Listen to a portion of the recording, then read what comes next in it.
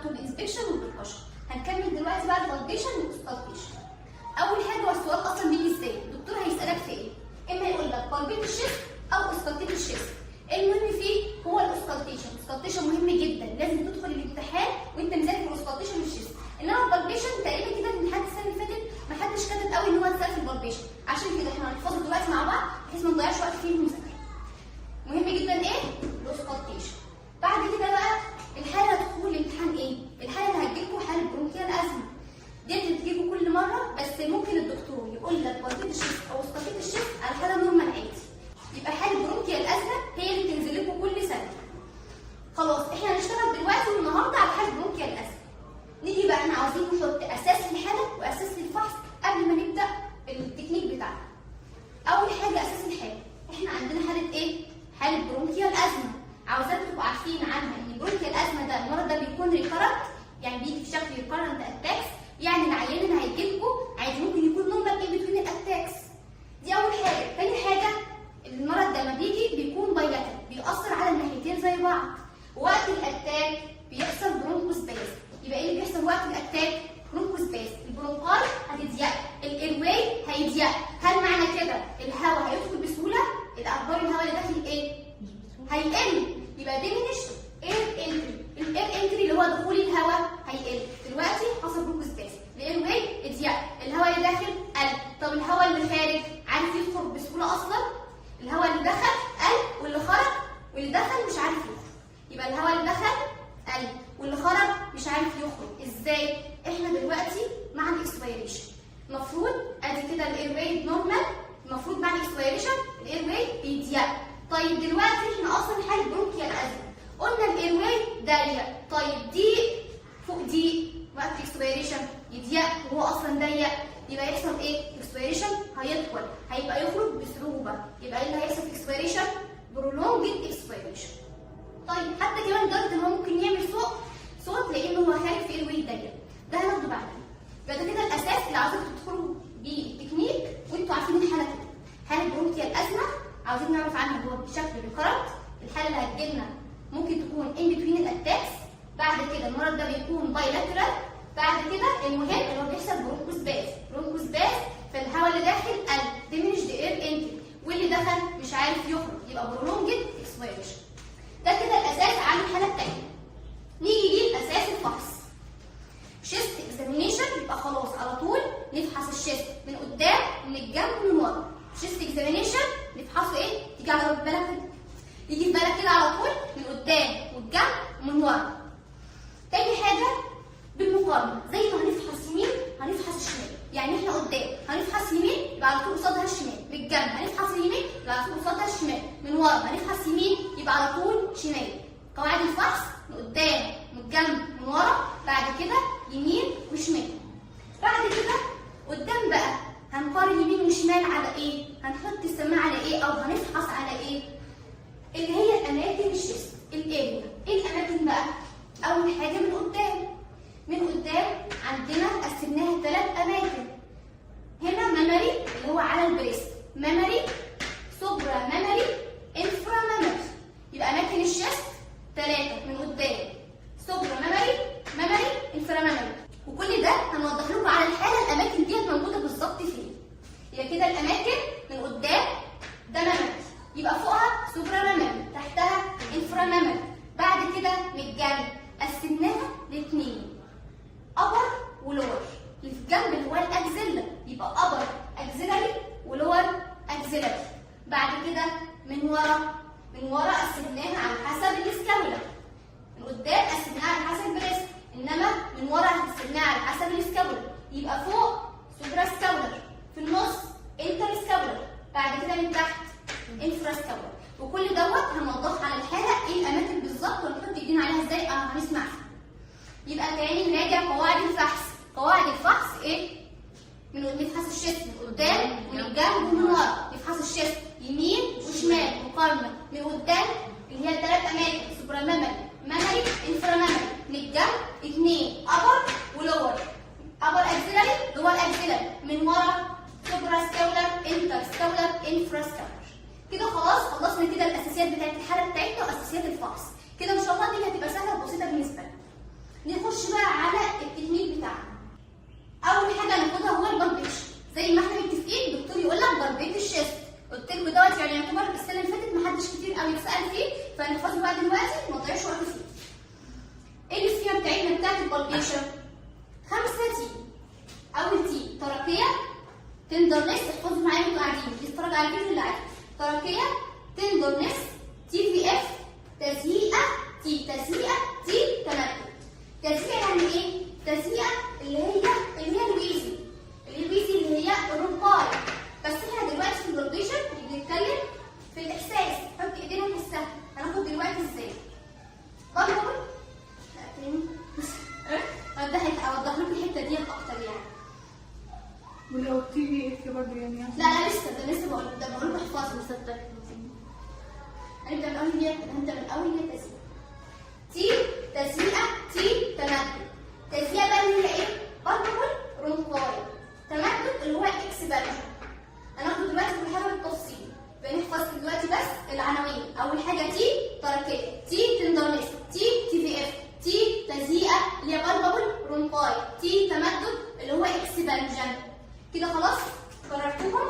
تراكيه، تندرنس، تي في اف، تزهيقه، تمدد، بالبابل رمقاي، اكسبانشن. كل حاجه من دول عاوزين نعرف احنا بنفحصهم ليه بنفحص التراكيه وهكذا، وبعد كده نفحصهم ازاي. ناخد واحده واحده بالتفصيل ونطبقهم على الحاله بقى ايه؟ الحاله بتاعتنا اللي هي حاله برونكيال الازمه. نطبق كل حاجه عليها، التراكيه وحاله برونكيال الازمه تبقى عامله ازاي؟ تندرنس وهكذا. بعد كده هنطبق على حاله برونكيال الازمه، يعني نقول مثلا التراكيه نقول مثلا هي عامله ازاي؟ سنترال ولا شيفتد وهكذا. بعد كده في حاجات بقى زيادات ابنورمال بالاضافه لحل مرض البرونكيال الازمه بتاعنا. هنمسك واحده واحده وبعد كده هناخدها بالطول كده. اول حاجه نفحص كده، هناخد كل دول بنفحصهم هنا. اول تي تراكيه. احنا ليه بنفحص التراكيه؟ عشان نشوف هل هي سنترال في النص ولا شفتت، حاجه زقتها او شدتها. يبقى التراكيه بنشوف هل هي سنترال ولا شفتت. كده اول حاجه ليه بنفحص التراكيه؟ عشان نشوف سنترال ولا شفتت. تاني تي تندرنس. ليه بنفحصه؟ عشان نشوف هل في حته بتوجعه ولا لا. بعد كده تي في اف. تي في اف يعني ايه اصلا؟ تي في اف نقف وقفه كده بسيطه معايا. تي في اف يعني اختصار تقطيع فوكال فريميتاس. تقطيع فوكال فريميتاس اللي هي بالبابل فايبريشن. فايبريشن محسوسه. انا دلوقتي في بالبيشن يبقى احسها بالبابل فايبريشن. الفايبريشن دي بقى جايه منين؟ انا قلت تقطيع فوكال فريميتاس. فوكال يبقى من اهتزاز الاحبال الصوتيه من الفوكال كوردس. انا دلوقتي اي حد بيجي يتكلم بيحصل اهتزاز الاحبال الصوتيه، اهتزاز الفوكال كوردس.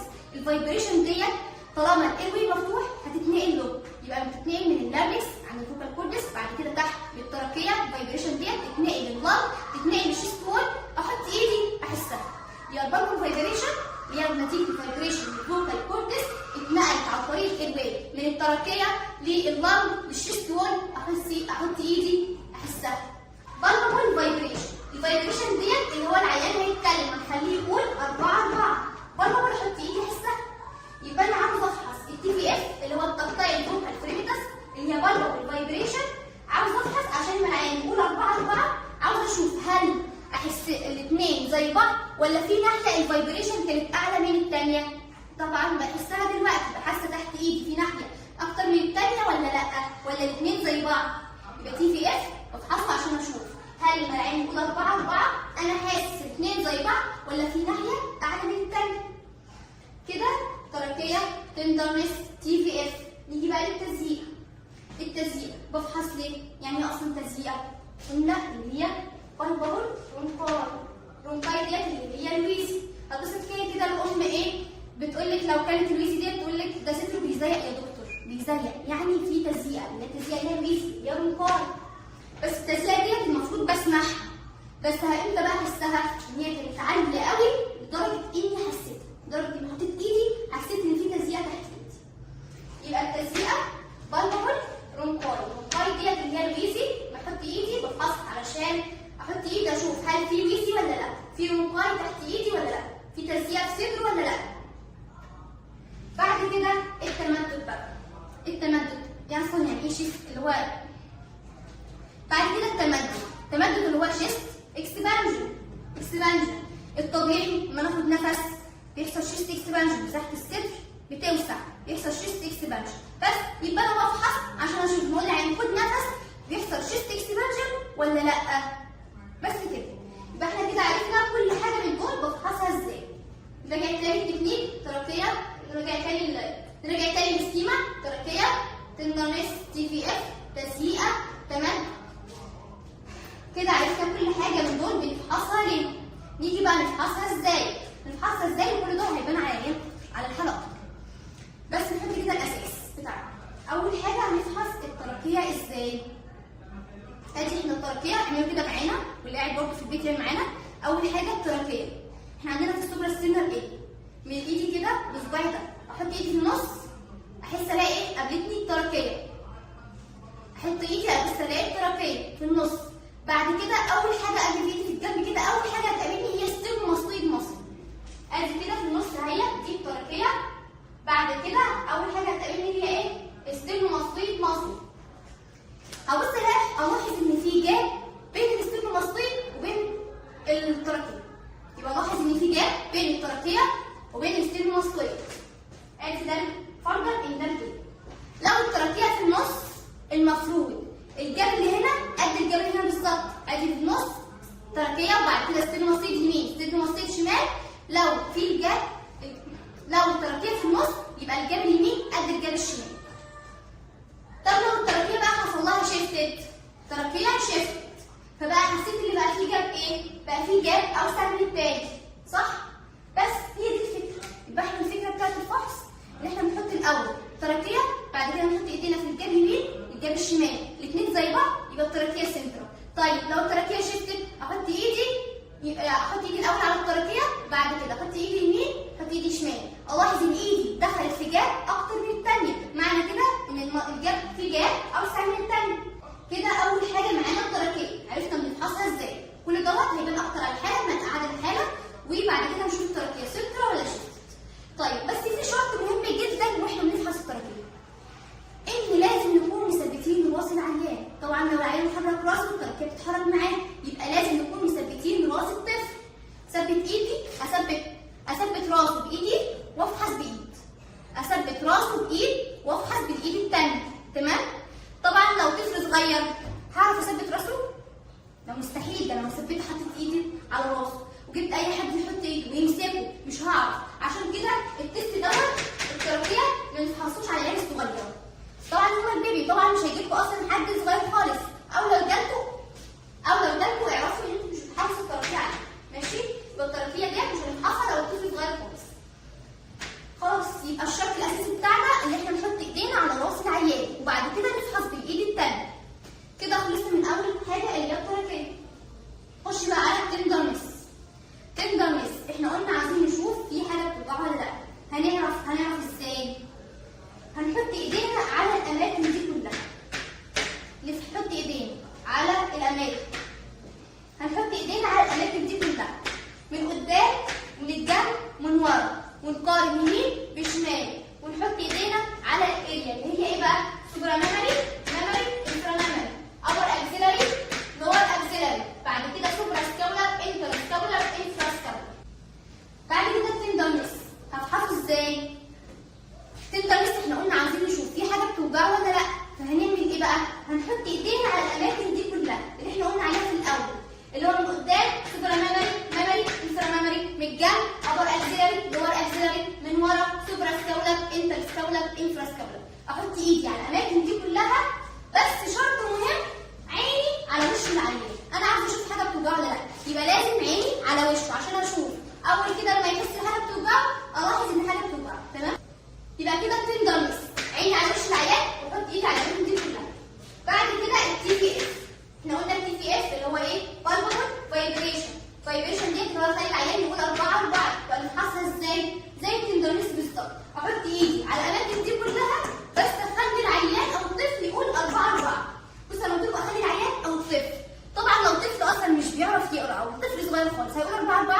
لا، يبقى خلاص الدول التست دوت مش هعمله لعيان صغير خالص، مش بيقول اصلا 4 4 يبقى مش هعمله. حتى كمان برضه التندرنس برضه لو اول ما احط ايدي، ما هو لو كان طفل صغير هيعيط قوي خلاص. طب هو بيعيط دلوقتي بقى من الوجع ولا بيعيط عشان حطيت ايدي عليه؟ الاطفال اول ما تلمسيهم بيعيطوا. يبقى برضه التندرنس مش هتحصل على عيل صغير. يبقى لحد دلوقتي لو عيل صغير خالص لا تركيه ولا تندرنس ولا تي في اف. نرجع تاني تي في اف. تي في اف لو برضه فايبريشن. برضه فايبريشن احط ايدي على الاماكن دي كلها واشوف، اقول للعيال خد 4 واشوف هل انا سامع في ناحيه حاسس في ناحيه اكتر من الثانيه ولا الاثنين زي بعض. كده التي في اف. التزييق. تزييقه يعني ايه؟ بالبابل رونقاي. يعني رونقاي اللي هي التزييقه بس انا حساها بايدي. طيب اعمل ايه عشان احسها او اشوف هي موجوده اصلا ولا لا؟ اخلي العيال ياخد نفس وامر على الاماكن دي كلها. احط ايدي سوبرا ميموري، ميموري انفرا ميموري، ابر اكسلري لور اكسلري، سوبرا ستابلر انتر ستابلر انفرا ستابلر. اشوف ان هو بياخد نفس، هل انا حاسس تزييقه تحت ايدي ولا لا؟ معنى كده ايه؟ التندرنس والتي في اف والتزييقه الثلاثه دول زي بعض بالظبط، ان انا بمشي على الاماكن دي كلها من قدام ومن الجنب ومن ورا، بس كل الفكره التندرنس عيني على وش العيان. طب التي في اف بقول له قول 4. طب التزييقه بقول له خد نفس كده.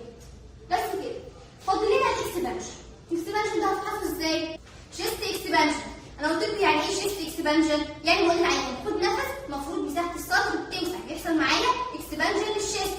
هفعل ايه بقى؟ اكتبه ازاي؟ اروح حاطه ايدي على الشيست، اقول له خد نفس، ابص الاقي ايدي بتوسع معايا. اللي هو ازاي بقى؟ هيبان اكتر على الحياه. بس كل الفكره اللي انا عاوزه بس اعرفكم ان الاكسبانشن هنختبره من قدام من تحت ومن ورا من تحت بس. ده خصوصا بالنسبه للاطفال، انما في البطن هيبقى حاجه على توسع قوي. بس انا عاوزاكم في الاطفال هنفحص الشيست اكسبانشن من قدام من تحت اللي هو انفرا ميموري. طب من ورا من تحت اللي هو انفرا سكابولر. حلو؟ يبقى انفرا ميموري وانفرا سكابولر. اعمل ايه؟ احط ايدي على الشيست واقول للعيان خد نفس. بص الاحظ ايه؟ ان المساحه بتوسع معايا، ايدي بتبعد عن بعضها. لو خدت فولد من السكين يعني خدت ثانيه كده من السكين اقول له خد نفس، ابص الاقيها بتوسع. كل ده هيوضح اكتر على الحاله ان شاء الله. كده اعتبر خلاص خلصنا ازاي بنفحص الحاله بتاعتنا بالبالبيشن، تركيه وتندرنس، تي في اف والتزييق والتمدد. عرفنا كل حاجه بنفحصها ليه وبنفحصها ازاي. فاضل لنا بقى نطبق على الحاله بتاعتنا البرونكيال ازمه ونطبق الابنورماليتي الثانيه. نيجي نطبق على حاله البرونكيال ازمه. نراجع كده، احنا قلنا في الاول اساسيات ايه؟ البرونكيال ازمه ده مرض بيكون ريكارنت، بيكون بايلاترال وبيحصل معاه بروكوسباز. برونكيال ازمه اول حاجه التركيه. التركيه هتبقى مالها؟ في النص سنترال ولا شيفتد؟ سنترال. طيب ليه؟ لان قلنا مرض بايلاترال مش هيأثر على اسرع كده، الاثنين هيبقوا زي بعض. بعد كده التندرنس، هل في حاجه بتوجعه؟ لا، يبقى نو تندرنس. بعد كده التي في اف، بقول للعين كل 4. هل هيكون في ناحيه اعلى من الثانيه؟ في عين برونكيال ازمه احنا قلنا ان هو بايلاترال، يبقى ناحيتين زي بعض يعني سيمتريكال. سيمتريكال بايلاترال. طيب التزييق. التزييق عيان البرونكيال ازمه احنا قلنا اصلا بيخرج نفس بصعوبه، يعني اصلا في تزييق في صدر زي ما هناخد بعد كده في الاوستالتيشن بيبقى في تزييق. بس التزييق دي زي ما قلت لكم اصلا الحاله اللي بتيجي بتبقى ان بتوين الاتاكس. ان بتوين الاتاكس يعني ما تكونش يعتبر كده مفيش فيها تزييق، او حتى لو كان في تزييق هنسمعها التزييق دي مش تكون عاليه قوي لدرجه ان نحسها. معنى كده مفيش تزييق. تمام؟ يبقى على حسب احنا الحاله اللي هتجيلنا ان بتوين الاتاك يعني مفيش تزييق، معنى كده بحط ايدي مش هحس تزييق، يبقى نو بالبول. طيب الاكسبانجن، اخبار الشيست اكسبانجن مع حيان برونكيال ازمه هيحصل ايه؟ هيكون ايه؟ نورمال يعني بيتمدد معايا ولا في صعوبه؟ يعني في صعوبه. ليه؟ لانه اصلا الهواء اللي داخل قليل حتى بيخرج نفسه بصعوبه، يبقى بيدخله بصعوبه بيخرجه باصعب. بس يبقى معنى كده الاكسبانجن يبقى معنى كده الاكسبانجن هيكون ليميت اكسبانجن في عيان البرونكيال ازمه. نراجع كده التكنيك بتاع برونكيال ازمه. برونكيال ازمه التكنيك بتاع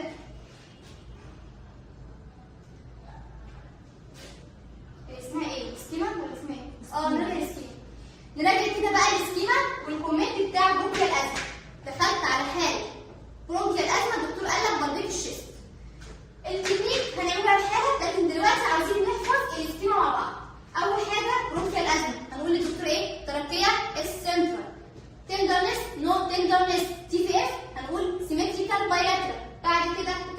نو بالبابل برونكاي والتمدد ليميتد شيست اكسبانشن. كده خلاص، كده يعتبر احنا خلصنا البالبيشن، يعني الحمد لله. وخدنا التكنيك بتاع وخدنا الكومنت بتاع برونكيال ازمه. فاضلنا بس كده حاجات بسيطه زيادات ابنورماليتي على كل حاجه فيه. الابنورماليتي ديت هتبقى عباره عن خلاص بلاش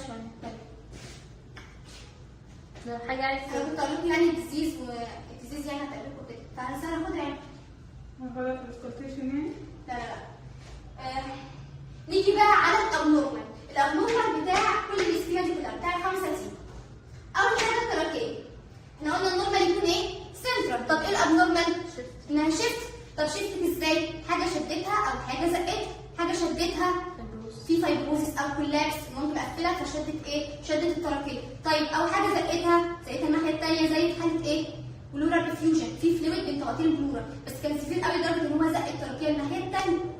كده الابنورماليتي بتاعت التراكيه. نيجي الابنورماليتي بتاعت التندرنس. النورمال نو تندرنس. الابنورمال ان يكون في حاجه بتوجعه. امتى؟ لو الريب حصل له فراكشر او في انفلاميشن في السيمولايتس او انفلاميشن في البلورا بلوريسي. طب الابنورماليتي بتاعت تي في اف. التي في اف بالبابل فايبريشن. المفروض النورمال احس الاثنين زي بعض، الفايبريشن الاثنين زي بعض. الابنورمال ان يكون في ناحيه اعلى من الثانيه. مثال على كده ايه؟ الكونسوليديشن. نقعد بقى واقفه كده مع الكونسوليديشن. الكونسوليديشن ده اللي هو مرض نيمونيا اصلا يعني ايه؟ نيمونيا ديت يعني انفلاميشن ديت التهاب الرئوي، يعني انفلاميشن في اللنج. اللنج هي اللي كانت الالفيولاي كده فاضيه الهواء يدخل فيها ويخرج بصعوبه. لا الالفيولاي بدل ما كانت الالفيولاي عارفين الفكره في ايه؟ ان هو تحسي ان حاجه بتعدي وراك. فتحسي ان تبقى نفسك بس. الالفيولاي بدل ما كانت الالفيولاي فاضيه اللنج الهواء يدخل، بدل ما كانت الالفيولاي فاضيه الهواء يدخل فيها بسهوله ويخرج، دلوقتي الالفيولاي بقت مليانه باص وانفلاماتوري سيلز ار بي سيز. لان انا قلت انفلاميشن يعني في انفلاماتوري سيلز بقت مليانه الالفيولاي. معنى كده الصوت بيتنقل اعلى في الصلب ولا الهواء؟ في الصلب. طيب هي دي نفس الفكره في الكونسوليديشن. ادي كده كان النورمال الالفيولاي داخله ادي كده النورمال الهواء داخل جوه الالفيولاي جواها هواء وخرج. طيب ادي النورمال الالفيولاي دخل على الالفيولاي كلها هواء وخرج. طيب انما هنا الصوت دخل على الالفيولاي كلها ايه؟ كلها بس ابسيس والانفلاماتوري سيلز. معنى كده ان هي كانت حاجه صلبه، يبقى الصوت هيتنقل اعلى فين؟ اعلى في حاله الكونسوليديشن، حاله الصلب اللي هي الكونسوليديشن. يبقى التي في اف هيبقى اعلى في ايه؟ اعلى في حاله الكونسوليديشن. في امثله ثانيه عليها بس احنا هنكتفي بحاله الكونسوليديشن. يبقى التي في اف هيبقى اعلى في حاله الكونسوليديشن. كل الفكره ان الصوت بيتنقل اعلى في الصلب، والصلب عايزين عليه اللي هو الكونسوليديشن. الالفيولاي مليانه بس ابسيس انفلاماتوري. كده خلاص التي في اف. التزييق الابنورمال ايه؟ ان هو النورمال ما يكونش فيه تزييق، الابنورمال ان يكون فيه. طيب احنا لسه قايلين حاله برونكيال الازمه يكون فيه تزييق بس، يبقى كده خلصنا منه. طيب الاكسبانشن النورمال ان يحصل نورمال شيفت اكسبانشن، الابنورمال ان يكون ليميتد، ولسه قايلينه مع حاله برونكيال الازمه بس. يبقى كده خلاص خلصنا التسميه بتاعتنا. تراكيه تندرنس تي في اف، تزييق تمدد، تزييق بالبا برونكاي، تزييق بالبا برونكاي وتمدد اللي هو اكسبانشن. خلصنا السكيم، عرفنا بنفحصها ازاي بنفحصها ليه، والتطبيق على حاله برونكيال الازمه بتاعتنا، والابنورمال اللي بنلاقيها مع كل والابنورمال اللي بنلاقيه مع كل تيم. بعد كده نكمل الاوسكالتيشن. اوسكالتيشن ادي السماعه هنسمع بايه؟ بالكون ولا الديافراج؟ عمليا بنسمع بالديافراج وده اللي هنعمله في الامتحان. بعد كده هنحط السماعه على ايه؟ هنحطها على الاماكن اللي شرحناها في البالبيشن، من قدام والجنب من ورا. سوبرا ميموري، انفرا ميموري، ابر اكسيلاري، لور اكسيلاري، سوبرا ستاولر، انتر ستاولر، انفرا ستاولر. كده فتحنا السماعه على الديافراج وحطيناها على الاماكن دي. طب التكنيك بقى بتاعنا هنسمع ازاي؟ هنلف على الشيست كل مره. افتكروا معايا كويس، هنلف كل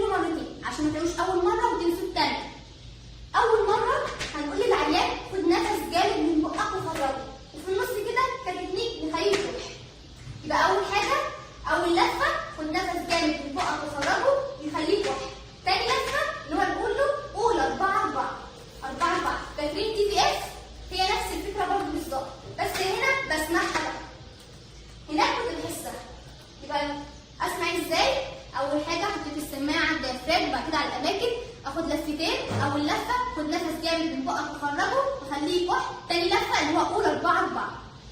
كده خلاص يعتبر كده التكنيك بتاعنا خلص. فاضل لنا بقى نعلق على ايه وهنسمع ازاي وكل ده. هنسمع ايه؟ اللي هي الاصوات بتاعت الشيست. مقسمينها لبريستال وادفنتيشس ساوندز. اللي هو ازاي؟ انا دلوقتي لو معايا مايك بتكلم فيه، المايك ده بتكلم لكن المايك ده كان فيه خروشه، يبقى صوتي هو البريس ساوند، صوت النفس دخول الهواء وخروجه. انما الخروشه ديت هي الادفنتيشس ساوندز، هي ديت اللي غطت على صوتي. يبقى اصوات الشيست بريس ساوندز وادفنتيشس ساوندز. قبل ما ندخل في تفاصيل الاصوات هناخد كده الاير انتري عشان يهمنا في حاله برونكيال ازمه، لان قلنا في الاول برونكيال ازمه في برونكوسباز، اخبار الاير انتري، اخبار الاير انتري قليل بس خلاص كده عايزين نعرف. يبقى الاير انتري في حاله برونكيال ازمه بيقل. نيجي بقى لتفاصيل الاصوات. اول اصوات اللي هو البريس ساوند اللي هي دخول الهواء وخروجه. عندنا منه 3 انواع. اول نوع اللي هو فيزيكولار. فيزيكولار ده اللي هو الفولار. الفولار يعني من اسمه الفولار يعني انفلاي، هواء دخل جوه الالفوار وخرج، وده الصوت النورمال بتاعنا كلنا. الطبيعي الانسبيريشن اطول ولا الاكسبيريشن؟ يعني انفخ بالونه وقت اطول ولا افضيها؟ انفخها. طيب هو نفس الحكايه، الانسبيريشن اطول من الاكسبيريشن، لان الانسبيريشن بيبقى اكتف بيعتمد على ماسل كونتراكشن، انما الاكسبيريشن بيكون باسف، اللنج اصلا عاوزه تفضي جوه. يبقى الانسبيريشن بياخد وقت اكتر من الاكسبيريشن. طب لو الاكسبيريشن ده طول معايا بقى اسمه فيزيكولار وسبرولونج اكسبيريشن. كل اللي حصل ان الاكسبيريشن طول قوي. الانسبيريشن عادي نورمال، انما الاكسبيريشن طول، يبقى اسمه فيزيكولار وسبرولونج اكسبيريشن. كنا خدنا كده في الاول، يعني الاكسبيريشن ده هيطول مع حاله ايه؟ مع حاله برونكيال ازمه، لان قلنا الايروي اصلا ضيق برونكوسباز، فدي ورا دي يحصل برولونج اكسبيريشن. كده تاني نوع فيزيكولار وسبرولونج اكسبيريشن، وده اللي يخصنا في حاله برونكيال ازمه. برونكيال ازمه خدنا كده معلومتين، اول حاجه ديمينش في اير انتري، بعد كده فيزيكولار بريسنج وسبرولونج اكسبيريشن. ثالث نوع من الاصوات برونكيال بريسنج، هواء دخل جوه الاسم كده برونكيال يعني هواء دخل جوه البرونكاي وخرج. مثال عليها اللي هو الكونسوليديشن. كنا خدنا في البالبيشن في حاله التي في اف بيبقى اعلى لان الالفيولاي بتبقى مليانه بس وار بي سيز انفلاماتوري سيلز. نفس الحكايه بالظبط، هواء دخل جوه الالفيولاي، هواء دخل يعني من البرونكاي، حاول يدخل الالفيولاي ما عرفش فخرج من البرونكاي. يبقى هواء دخل جوه البرونكاي وخرج. دي في حاله ايه؟ في حاله الكونسوليديشن. عارفين البرونكيال بريسنج ده اللي هو بيتعمل ازاي؟ تحطوا السماعه كده على التركيه، هو ده صوت البرونكيال بريسنج بالظبط. عشان كده حتى الدكتور ما يكون عاوز يتاكد ان السمع ده البرونكيال بريسنج يروح حاطط السماعه على التركيه ويرجع تاني يشوف هل الصوت ده زي ده ولا لا. طبعا كده الكونسوليديشن في حاله النيمونيا ما تخصناش قوي، انما اللي يخصنا في الحاله بتاعتنا اللي هو فيزيكولار بريسنج وبرولونج اكسبيريشن. كده خلاص خلصنا الاصوات بريس ساوندز. البريس ساوندز دخول الهواء وخروجه. 3 حاجات، فيزيكولار ده نورمال، وتاني حاجه برولونج اكسبيريشن ده حاله برونكيال ازمه، والبرونكيال بريسنج اللي هو الكونسوليديشن. كده خلاص خلصنا البريس ساوندز. ندخل بقى على الادفنتيشس ساوندز. الادفنتيشس ساوندز عندنا منهم، احنا قلنا الادفنتيشس ساوندز ديت الاصوات اللي هي الخروشه، عندنا منهم نوعين. اول حاجه اللي هي الويزي، تاني حاجه الكريبيتيشن. الويزي ديت هي اسم تاني اسمه رونكاي، زي ما احنا فاكرين في البالبيشن بالبابل رونكاي. يا الويزي اللي هي رونكاي، بعد كده الكريبيتيشن اللي هي اسم تاني اسمه كراكس. يبقى ويزي رونكاي، انما الكريبيتيشن كراكس. عاوزين نعرف بقى كل صوت من دول ايه الفكره بتاعتهم، الفكره بتاعت الصوت ايه، بعد كده الصوت دوت بيكون مع حاله ايه، هنسمعه امتى، وبعد كده هنعلق على ايه بالظبط للدكتور. يعني مثلا سمعنا ويزي هنعلق على ايه، سمعنا كريبيتيشن هنعلق على ايه فيها. سجلناها بثابت، يبقى التعليق بتاعنا ثابت. اول اس سب تايب اللي هو النوع يعني التايبس، بس عشان نظبطها مع السكرين. اس سب تايبس، ايه اريا، سي كف اللي هي الكف، عايزين نشوف الصوت ده بيتغير مع الكحه ولا لا. دي تايمنج اللي هو عايزين نشوف الصوت ده بنسمعه مع الانسبيريشن ولا مع الاكسبيريشن ولا الاثنين. يبقى ثابت اول اس سب تايب نوع كل صوت منهم. تاني ايه اريا عايزين نشوف سمعنا الصوت دوت فين. بعد كده سي كف الصوت ده بيتغير مع الكحه ولا لا. تي تايمنج بيبقى يحصل امتى على الانسبيريشن ولا الاكسبيريشن. ناخد بقى صوت التفصيل. اول صوت اللي هو الويزي. ايه الفكره بقى بتاع الويزي؟ اللي هي التزييقه. هتبص كده تلاقي الام لو الصوت كان عالي قوي هتقول لك يا دكتور ده صدره بيزيق اللي هي التزييقه. ايه الفكره بتاعتها؟ اللي هي الصفاره. ما بقى ادي قدامي صفاره انفخ فيها وبص الاقي الصوت خارج عني، في ميوزيكال ساوند. كل الفكره ان جوه الصفاره ديت في مكان ضيق.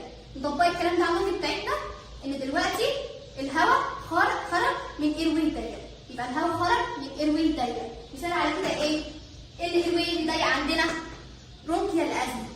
يبقى هنسمع مين في حاله ايه؟ في حاله برونكيال ازمه. الهواء خرج من ايروي ضيق. كده عرفنا الفكره بتاعتها، فكره الصفاره مع حاله برونكيال ازمه. نيجي بقى نعلق على الفكره بتاعتها. اول اس سبتايب. ايه الانواع بتاعت الميوزي؟ عندنا ثلاث انواع، سيبيلانت وسونورس. ده اللي عاوزاكم تعرفوه اللي هو السيبيلانت. السيبيلانت ده لان هو ده مع حاله برونكيال ازمه الصوت بيبقى فيه رفيع قوي، انما السونورس ده صوت روتيني. اللي يهمنا النهارده اللي هو ايه؟ سيبيلانت. يبقى انواع الميوزي اللي هي الرقاي في منها سيبيلانت وسونورس. السيبيلانت ده الصوت الرفيع ده اللي بيحصل مع حاله برونكيال ازمه. كده عرفنا خلاص البرونكيال ازمه النوع بتاعها بيكون ميزي ويكون نوعها سيبيلانت. بعد كده الاليا اللي هو هنسمع الصوت ده فين؟ الويزي. احنا قلنا المرض ده بيكون ايه؟ بيكون بايلاترال بس، يبقى هنسمعه في الشيست كله. بعد كده السي اللي هي القف. عاوزين نشوف هل الصوت ده بيتغير مع الكحه ولا لا. مبدئيا الصوت بيتغير لما يكون في سكريشن، يعني في سكريشن قلنا عليه كح فالسكريشن دي تتطرد فالصوت يتغير. طيب في حاله برونكيال ازمه بقى عندنا احنا قلنا حصل برونكوس بارز، يعني البرونكاي بتضيق، قلنا عليه كح، هل هينفع؟ لا، يبقى الصوت ده مش هيتغير مع الكح. يبقى في حاله برونكيال ازمه الويزي نقطه شيشت بسقط، لما كان في سكريشن هتتغير. بعد كده التايمنج. الصوت ده هنسمعه مع الانسبيريشن ولا الاكسبيريشن؟ احنا قلنا دخول الهواء حاله برونكيال ازمه دخول الهواء بصعوبه لكن بيخرج اصعب، يبقى هيحصل ايه؟ يبقى هنسمع الصوت ده امتى؟ هنسمعه امتى اكتر كمان؟ مع الاكسبيريشن، يبقى مين اكسبيريشن. يبقى نعلق على حاله برونكيال ازمه. اول حاجه انواعها بيكون نوعها الويزي بتكون سيبيلانت وسونورس. اللي يخصنا السيبيلانت في حاله برونكيال ازمه، يبقى برونكيال ازمه سيبيلانت. بعد كده الاليا بيكون فين؟ باي لاترال في الناحيتين. السي القف هيتغير مع الكحه؟ لا، نقطه شيشت بسقط. التي التايم هنسمعه امتى؟ مع الاكسبيريشن لان خروج الهواء بيبقى اصعب، الايروي ضيق يضيق اكتر، يبقى بيني اكسبيريشن. كده يعتبر خلصنا التعريف بتاع الحاله بتاعتنا لان الكريبيتيشن دي سكه تانيه خالص. يبقى كده البرونكيال ازمه نرجعها قبل ما ندخل على الكريبيتيشن. يلا نرجع الكومنت بتاعنا بتاع البرونكيال ازمه. برونكيال ازمه اول كومنت في حاله دخلت كده الدكتور قال لك اسقطيه في الشيست، يتم ايه؟ هتسمع زي ما احنا قلنا في التكنيك والوضوح اكتر على الحاله. بعد كده بقى الكومنت هنحفظه هنا، مش هنقول على الحاله، هنحفظه هنا. اول كومنت اول حاجه ديمنش اير انت، بعد كده فيزيكولار بريسنج ويز برونومد اكسبيريشن. بعد كده هنقول ايه؟ بايلاترال سيبيلانت ويزي اللي هي ميزيليوم باي مينلي اكسبيراتوري نوت تشيجي بسقط. كده خلصنا حاجه الازمه الكومنت بتاعنا وسمعنا ازاي. فاضل لنا بس في الاصوات الخربشه الثانيه اللي هي الكريبيتيشن. الكريبيتيشن ديت يعني هي بتاعتي. طيب ايه الفكره بتاعتها؟ الفكره اللي هي الهواء في ميه اللي هي البقلله. هتبص لو الام كانت البقلله دي صوتها عالي قوي والام سمعتها هتقول لك يا دكتور ده صدره بيتبقلل. يبقى البقلله دي فيها هواء في ميه. كده عرفنا الفكره بتاعتها. بتيجي مع حاله ايه؟ انا مش هطول عليكم بس في الحاجات ديت عشان الكريبيتيشن في تفاصيل كتير في البطنه، بس هاخد بس حاله نيمونيا. حاله النيمونيا زي ما احنا قلنا بيحصل فيها ايه؟ كونسوليديشن والكلام ده كله. اللي يخصنا النهارده الكريبيتيشن. الكريبيتيشن ديت في منها نوعين، فاين وكورس. الفاين ده هو مع حاله ايرلي نيمونيا، في بدايه النيمونيا كده صوت خفيف كده بسمع فيه صوت الكريبيتيشن ده. انت عارفين الصوت ده ازاي؟ صوت الكريبيتيشن الفاين لو جبت ورقه شجر كده اللي هي الورقه الناشفه انواع مع الخليط دوت تفركها هتبص تلاقي ده الصوت بتاع الفاين كريبيتيشن. انما الكورس حاجه بابلين اللي هو بيقولوا عليه صوت الشيشه كده، ده هو بيبقى محصور مع السكريشن. يبقى الكريبيتيشن انواعها فاين وكورس. الفاين يبقى مع الايرلي نيمونيا، انما الكورس ده بيبقى مع السكريشن. الاريا هنشوف بقى النيمونيا في حصلت في اي حته فاسنانه فيها كريبيتيشن. والقف لو قلنا لو في سكريشن هيتغير في حاله ايه؟ في حاله الكورس اللي هي كان في سكريشن. بعد كده التايمنج. عموما الكريبيتيشن بتستلم على الانسبيراتور، بس ايرلي بقى وليه الكلام ده هتعرفوا التفاصيل في البطن. بس الكريبيتيشن بنسمعه امتى؟ مع الانسبيريشن، سواء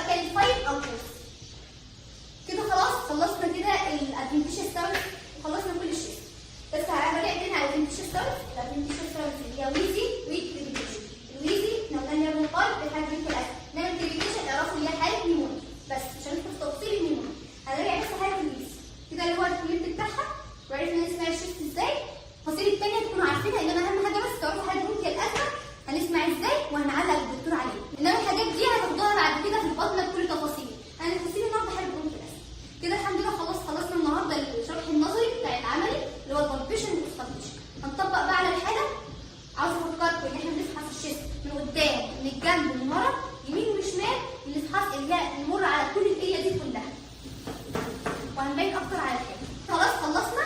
يبقى راجعوا بقى التكنيك قبل الدخول على حد الشيست، راجعوا التكنيك وراجعوا الكومنت بتاع حد برونكيال ازمه في الاوسكالتيشن وفي البلب. نيجي بقى الاكزامينشن. احنا عندنا بالبيشن واوسكالتيشن.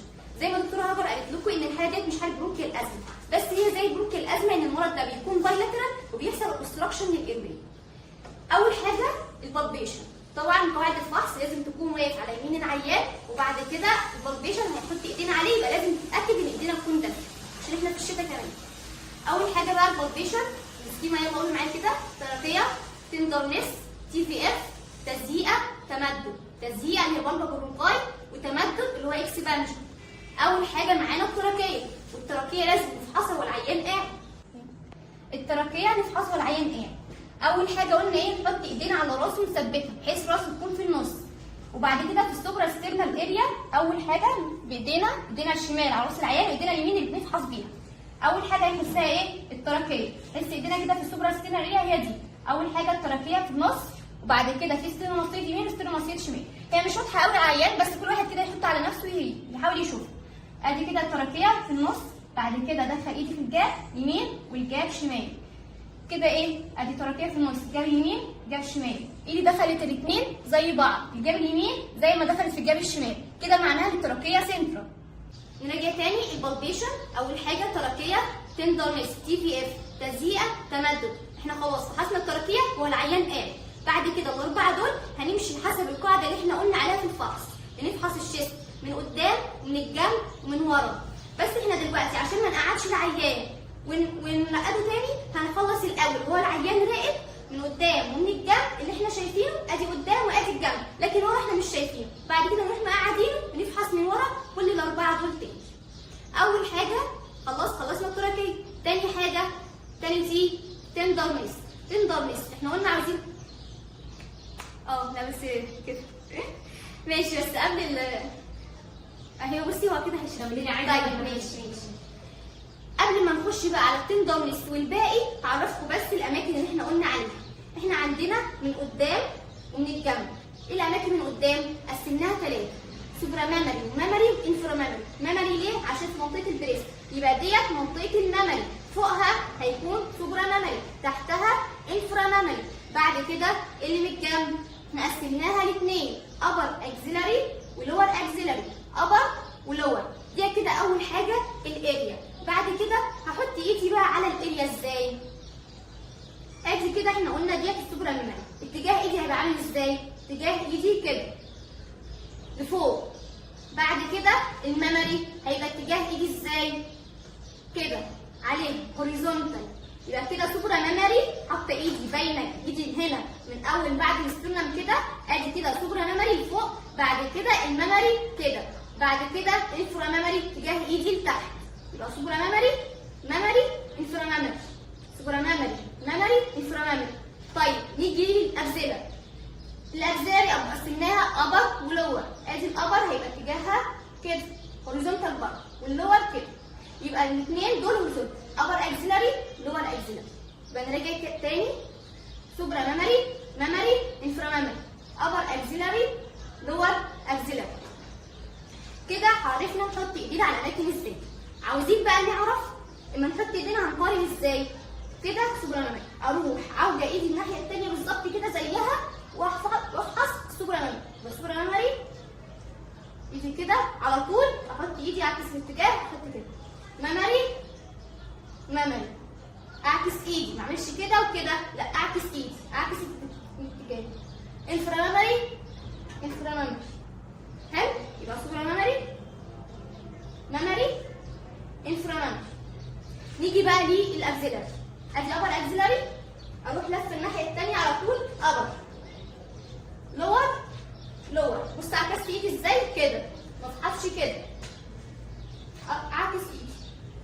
خلاص كده عرفنا الاماكن، وعرفنا نحط ايدينا عليها ازاي، وعرفنا هنقارن ازاي. نيجي بقى نكمل السكيما بتاعتنا. تراكيه تندرنس. اول حاجه تندرنس، نحط ايدينا على الاماكن بس عينينا على وش العيان. يبقى تندرنس عيني على وش العيان، وامر على كل الاماكن الشيست اللي احنا قلنا عليها من قدام ومن الجنب. وزي ما اتفقنا هنقعد العيان ونفحص كله من ورا. يبقى كده سوبر ميموري بس عيني على وش العيان. انا بس بص على عيني. وبعد كده ابر اكسلري لور اكسلري. وضحت؟ يبقى تندر نص عيني على وش العيان، بمشي على الاماكن بس، بمشي عليه وعيني على وشه. ابر لور كده تراكيه وتندر نص. تي في اف احنا قلنا هنقول للعيان ايه؟ قول 4 4 ونمر على كل الاماكن. قول 4 4 نفس الحكايه 4 4 4 4 4 4 4 4 4 4 4 اكزيلا 4 4 4 كده خلاص خلصنا التي في اف. قال 4 4 ومرينا على كل الاماكن. تراكيه تندرنس تي في اف تزييق تزييق. احنا عشان نشوف في تزييق ولا لا هنخلي العيان ياخد نفس. خد نفس ونمر على كل الاماكن. خد نفس نفس نفس. بعد كده الاكزيلا نفس نفس. ما تنساش تفحصوا الاكزيلا يمشي قدام وتقفل اللي في الجنب. كده تراكيه وتندرنس وتي في اف والتزييقه. فاضل لنا التمدد اللي هو الاكسبانجن. نيجي بقى للاكسبانجن. احنا قلنا هنفحص من قدام من تحت ومن الجنب ومن ورا من تحت. يبقى من قدام ومن ورا من تحت بس. اول حاجه من قدام هنعمل ايه؟ ادي الانفراميموري. احنا قلنا دي الانفراميموري ودي الانفراميموري. بس الفكره ان احنا هنحوط العيان عليه. ادي هنحوط العيان كده. شايفين ايدي كده محوطين عليها كده. وناخد فولد من السكين، ناخد ثنايا من الجلد واقول له خد نفس.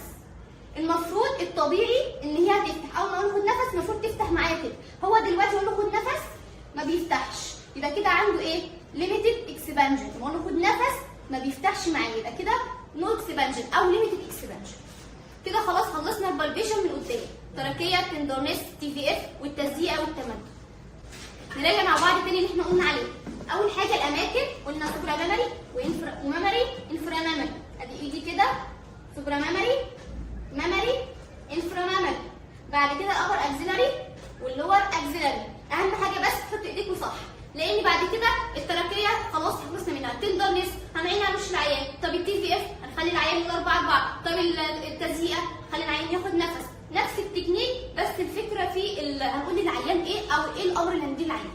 والاكسبانجن هيبقى بس انفراميموري ناخد فولد من السكين والعيان ياخد نفس وخلاص. كده خلاص خلصنا الشيست من قدام ومن الجنب. فاضل لنا بقى نفحص الشيست من ورا.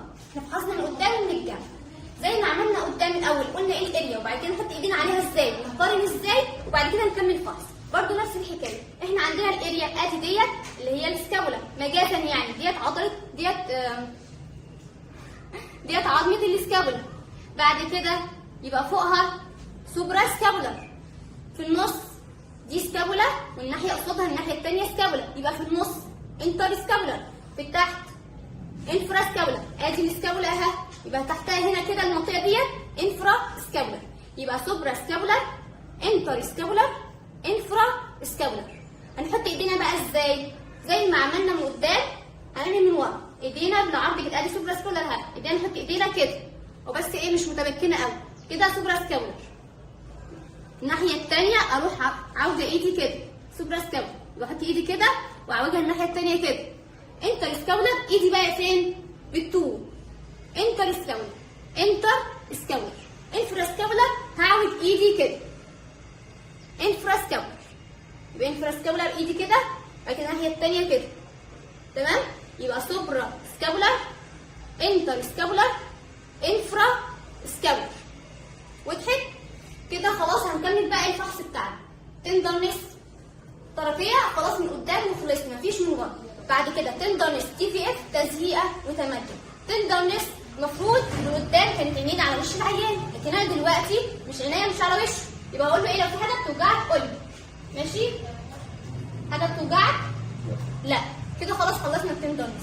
التي في اف هنقول له يقول 4 4 نفس التكنيك. قول 4 4 4 4 4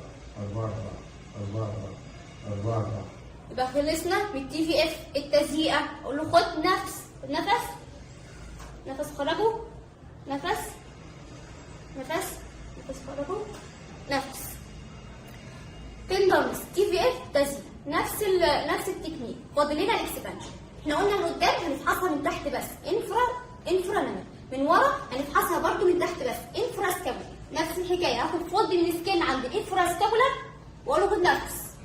المفروض يحصل ايه؟ ايدي توسع عن بعض، يبقى كده ما خد فولد مفيش، يبقى كده ليميتد اكسبانشن. ده كده اوسكالتيشن. زي ما احنا قلنا قواعد الفحص، بنفحص من قدام ومن الجنب ومن ورا. احنا عملنا في البالبيشن ايه؟ عملنا فحصنا من قدام ومن الجنب، بعد كده قعدناه فحص من ورا. نفس الحكايه برضه في الاوسكالتيشن، هنفحص دلوقتي هنحط السماعه من قدام ومن الجنب، بعد كده نقعده نسمع ظهر. تاني حاجه السماعه بقى، السماعه احنا هنحط السماعه. تاني حاجه السماعه هنسمع بايه؟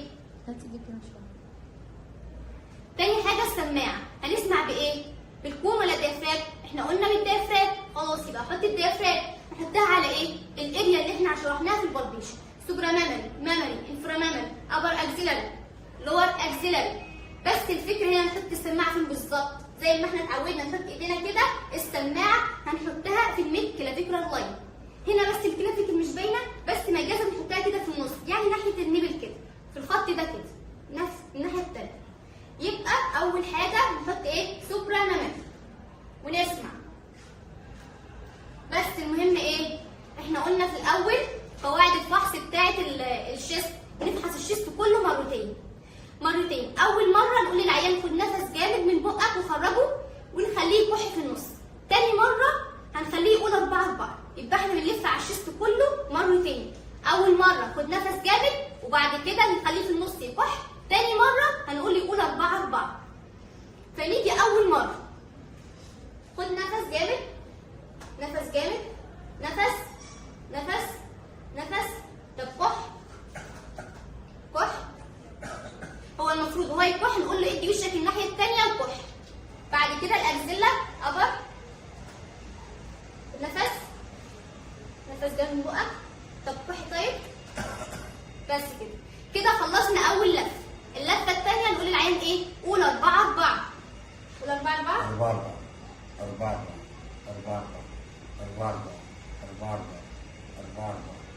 الاكزيلا 4.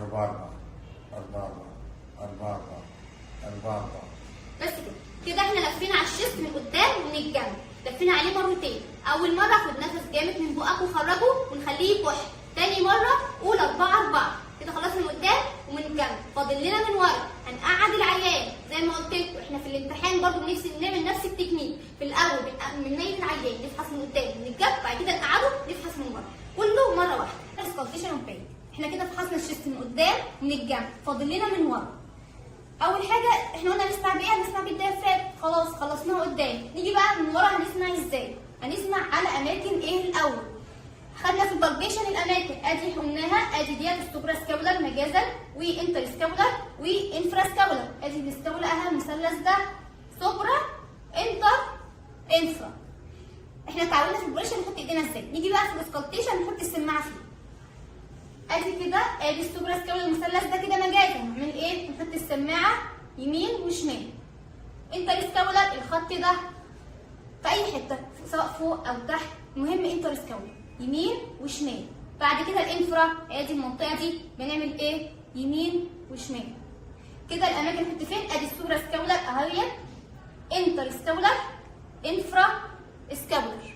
كده عرفنا نحط السماعه فين بالظبط.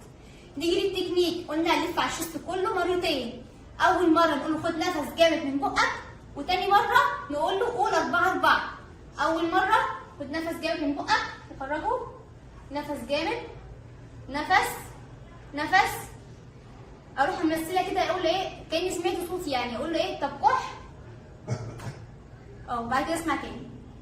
انفرا سكابولار، نفس جامد، نفس. كده خلاص خلصنا اول طريقه.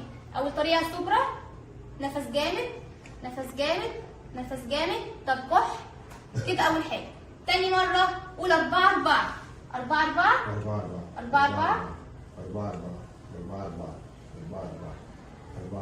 كده خلاص خلصنا الاسكالتيشن. يبقى كده الاسكالتيشن بنفحص من قدام ومن الجنب ومن ورا. خلصنا من قدام ومن ورا سوبرا انتر انفرا. كده خلاص خلصنا الاكزامينشن كله، بالبيشن والاسكالتيشن. والقاعده بفكركم من قدام ومن الجنب ومن ورا، ما تنساش من ورا.